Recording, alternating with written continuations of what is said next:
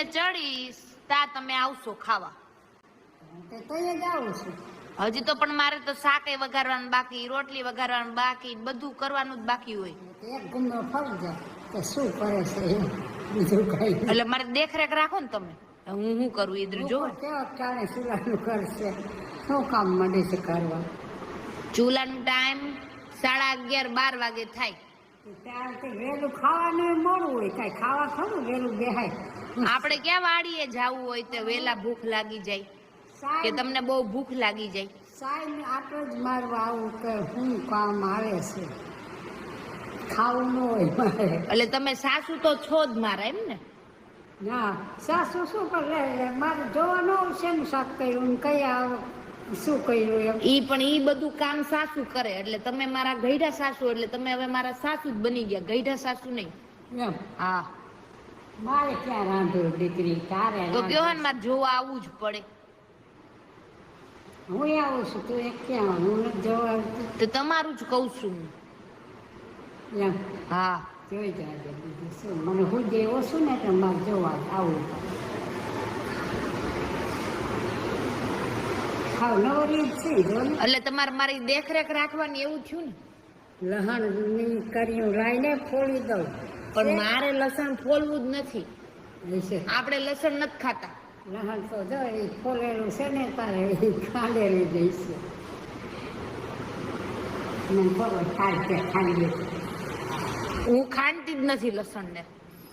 ભલે ગમે ને તમે ચટણી તો કરી દીધી હતી મેં.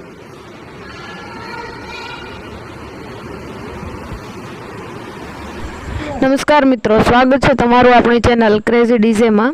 મિત્રો, તમે આગળ જે ઓડિયો સાંભળ્યો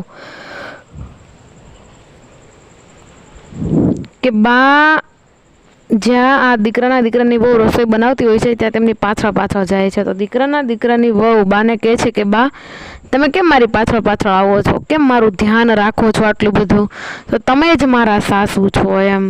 એટલે કે તમે મારા સાસુની જગ્યા લઈ લીધી છે. એવું શું કામ કહે છે? કે બા સાથે રમત કરવા માટે કહે છે.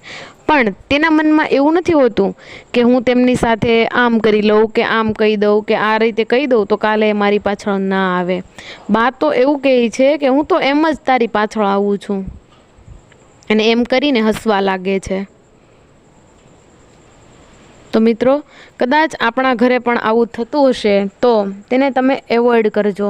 કેમ કે આ વ્યક્તિ જે વૃદ્ધ દાદી છે, કે પછી તમારા ઘરે દાદા હોય, કે પછી તમારા વૃદ્ધ સાસુ સસરા હોય, આ વ્યક્તિ એક વખત જશે ને પછી તેમની કિંમત તમને સમજાશે કે આ વ્યક્તિ હતું ત્યાં સુધી ઘર કેવું હતું અને એના ગયા પછી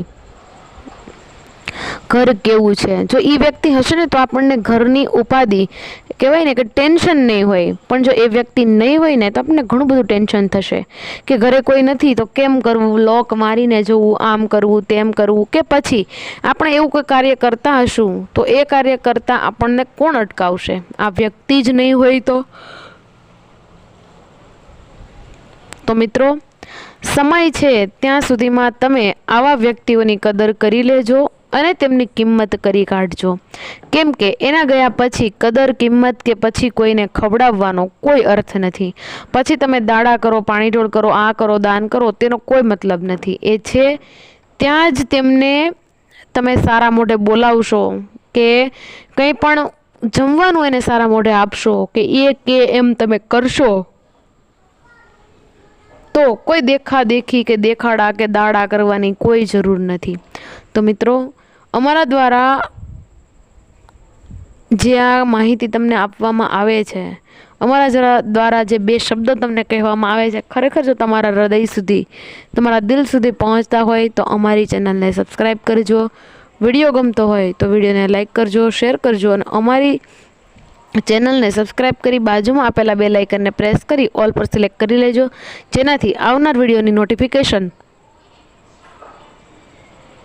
તમારા સુધી પહોંચી રહે. ફરી મળીશું એક આવા જ વિડીયો સાથે. ત્યાં સુધી તમે તમારું ધ્યાન રાખજો, ખુશ રહેજો અને ખુશ રહેવા દેજો. જય શ્રી કૃષ્ણ મિત્રો.